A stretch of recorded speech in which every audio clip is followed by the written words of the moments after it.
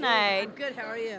Very well, thank you. First of all, congratulations for being nominated for an Academy Award. And My 10th time. exactly your 10th time. Go figure. And you have won Grammys, I've never Emmys. won an Oscar. Oh, You know, okay. so it's a 9-time loser. Probably might be a 10-time loser, but I think I'm happy being nominated. I'm good. Congratulations. How is because you have been nominated quite a number of times and you have won an Emmy and a Grammy, and it's very fascinating. And a Golden Globe. Songs are something that, there are so many different tunes, beats, but somehow they can also be repetitive. So for you, when you see a movie that's coming out and you're working on it, what's your tactic? What moves you to know what kind of... It's different. It's hard to explain it in words because it's a feeling. I just get inspired. It's all about the feeling. And ultimately here we are celebrating women and inclusion. And we definitely are very intuitive. So how important is this event to you? I love Sharon Waxman. She's my friend, and I love her the rap. So I'm always happy to always support her, and it's great that she's doing this for us, for the nominees. Yeah. Thank you. Thank you. Thank you for talking to us. Have a wonderful night. Hi. Hello. You're both looking phenomenal. Wow, I'm loving this get together. Very colorful. We need some color in our lives. Okay, am I good? Like here to the side. So how are you two doing tonight? We're celebrating women and inclusion. You've been nominated as well in the Academy Awards. How does it feel? It feels awesome. Great. Yeah. We spent a year and a half working on Mary Poppins Returns, so it's great that the film's being recognized quite a bit. A year and a half. Yeah. How did it feel to see it all come to life on the big screen? There's been such great reviews about it. It was, it's great. It's like Christmas morning. It's just fantastic. It looks amazing, and yeah, whenever you do all that hard work, it's great to see the audience enjoy it. So it's been a great success. Is this your first nomination, or have you... Oh, we've been nominated before. Yeah. Well, Beauty and the Beast, many years ago at Disney. Yeah. The original animated film. Disney feature animation for many years. So. The original Disney at the Beauty and the Beast? That's how old we are, yeah. Oh, reminiscent. Well, ultimately here tonight we're celebrating women and inclusion, and what goes on as well during the Academy Awards. We've been hearing that below the line are not being acknowledged. How do you feel about that on the big screen? I think it's amazing. Actually, our studio crew is about 40% women, so... A lot of women so work it wasn't necessarily by...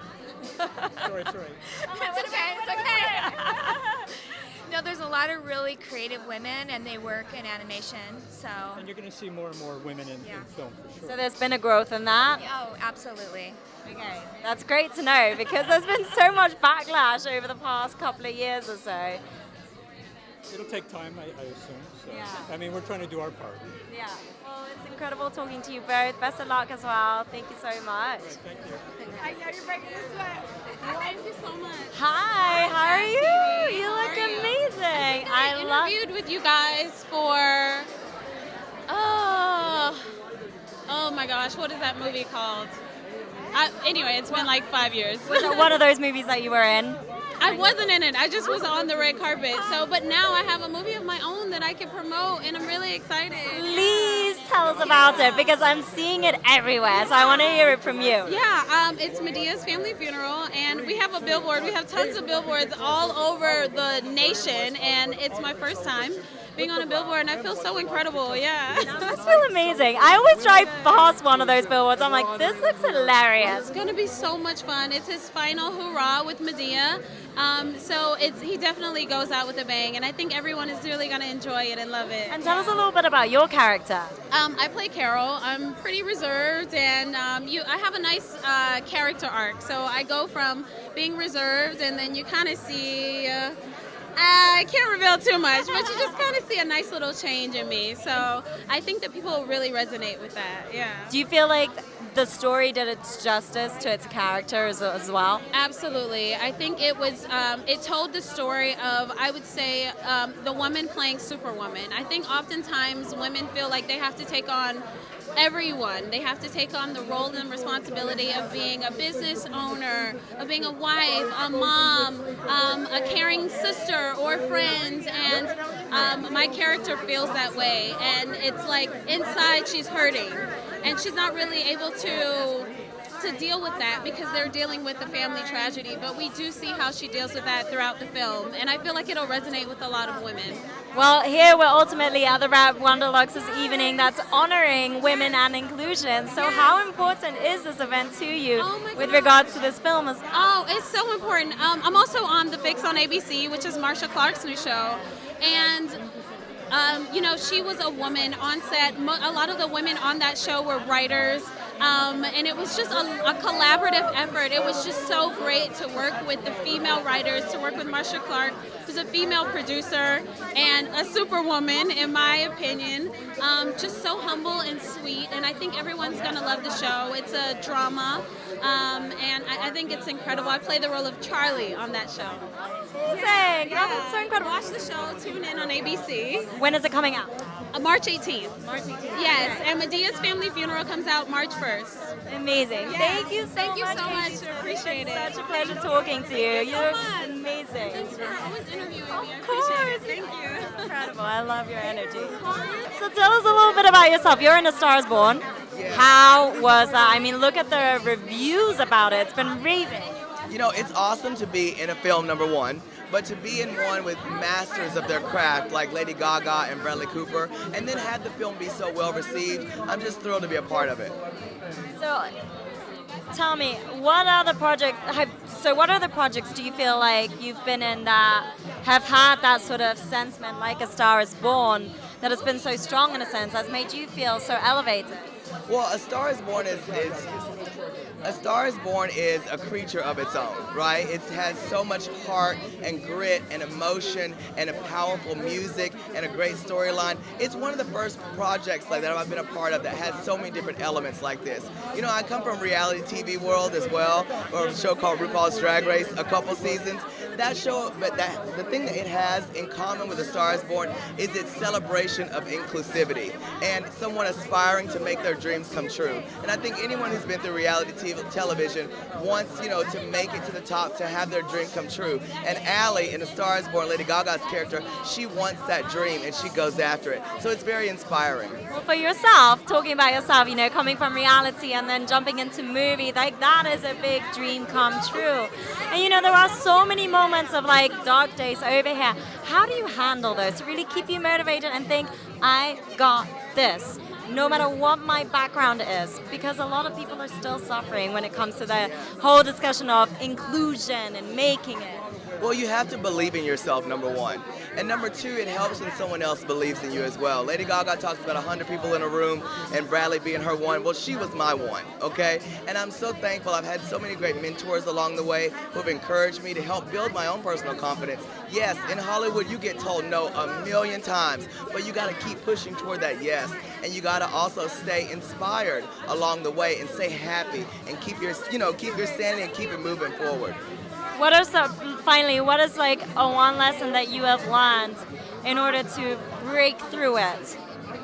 Do the work. Do the work, okay? It looks all glamorous a lot of times, but there's a lot of work that goes into making any dream that you want come true, especially one that involves television and film. So I'm very just happy to be in this moment because I know that, you know, I've been out there. I did a 184-city tour last year around the world.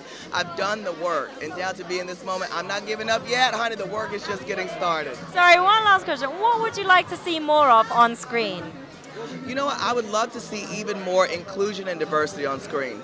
Honestly, you know, there are so many stories that deserve to be told, specifically even from the LGBTQ community, from, you know, different walks of life. And I think when those stories are told authentically, when those stories are told by either people who come from that world or people who are very interested to do the research, to talk to people from that life, to get their authentic stories and share those, I think that that'll take us to a great place. Totally agree. Thank you so much. You're amazing. Thank you. Wow, good thanks. How are you? I'm good, thank you so much. Absolutely fabulous. I mean, I like your dress too. Or it's a shirt. It's a shirt. It's like a one piece. It's kind of like we're like matching right now. I mean, I know I'm supposed to be talking about me, but I really love this outfit. So little Mona, tell us about your project, like what's going on, and here at this event, we're celebrating women and inclusion. How do you feel about it? I feel amazing. So I play Bex on Disney Channel's Andy Mack, and what's really great about the show is that it's all Asian American women leads. It's amazing, and what's exciting is it's one of the few shows that are out there like it. It's changed the landscape for children's television in some big ways too. We got a lot of press this week about the first character on the Disney Channel saying that they're gay. Very, very cool. It's been the very first to say that I am gay. Yes. So it's been a very, very cool moment for us, and it's been a very cool moment for this time right now. We're talking about diversity, we're talking about women and inclusion, and I feel like the landscape is changing in a permanent way for the better. Yeah. They say that for like children's channels or children represented, it's more equal as in gender, like girls and boys. Whereas women are still very much under the radar. The percentage is still very low in comparison to how many speaking roles there are. So what do you hope? Because there's been a big shift over the past couple of years. Let's say women are definitely feeling more empowered with the hashtag #MeToo, time's up. Like women are stepping up their game. How do you think that has an effect on men though? And what do you hope they can take away from this? Wow, I haven't really thought about the effect it has on men, just being a woman myself. How's that? I feel like when everybody has their voice, that helps everybody, whether or not it's their specific voice. So by hearing stories that aren't my own, I benefit from that because diverse stories increase empathy, and it makes me aware of different people's stories that I didn't know before. And so when men hear more women's stories, I feel it makes them better people. Finally, just to jump off about the Asian community, because we've been making strides in this past year, and it's been amazing to see like Crazy Rich Asians also being nominated at the SAG Awards and everything. How do you feel? Because they are still a huge minority on screen. I think Black has a higher percentage, but Hispanic and Asian even lower. So how do you feel about people mixing it up a little bit more, or what do you think is going to happen in this year when it comes to the Asian community on screen? I think representation begets representation. So when we see examples on TV, we feel empowered, and then it starts the wheel turning, where we think, oh, I can do that, and why haven't I thought about that before? Why isn't this possible before? And that effect happens to Asian Americans, and it happens to people who aren't too, being like, maybe I want that for my project. So I'm hoping that the release of Crazy Rich Asians will be an uptick in seeing more Asian American casting all across the board. Amazing. Well, it was fabulous talking to you. Thank you so much. Very inspiring as well. Hi there. Yes. Hi, Emily. How are you? So well. How are you? Very well, thank you.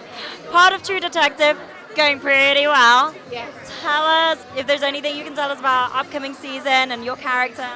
Well, we're getting to the final episode so far, and so the mystery. I mean, there are a lot of things I don't know about the script, so I'm watching along with everyone else. But I do know there are some things that are definitely some wallops that are going to come out in the last couple episodes, and I guess we'll find out. But there are things I don't know. They were very secretive about the process.